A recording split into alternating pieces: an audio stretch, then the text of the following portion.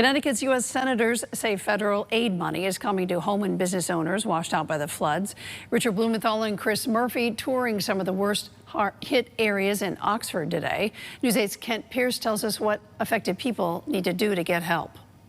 A week and a half after the floods, this part of Route 34 in Oxford is still a hole in the ground, but there is progress. We are ready to open up some major arteries, and we're shopping for bridges right now. But bridges are expensive, so is all the cleanup and rebuilding. I think federal help is probably going to be coming very soon. Scenes like this can help bring that federal aid. Touring the devastation today were both Connecticut's U.S. senators. It's difficult to communicate to people the scope and magnitude of this storm. They saw this house that slid right off its foundation and into 5 Mile Brook.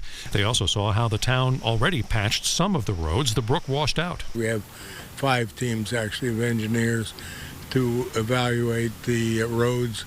They've been working since Sunday doing that, and they're still not done. We had a lot of damage. Murphy says he spoke to the FEMA administrator yesterday and made it clear money is needed quickly.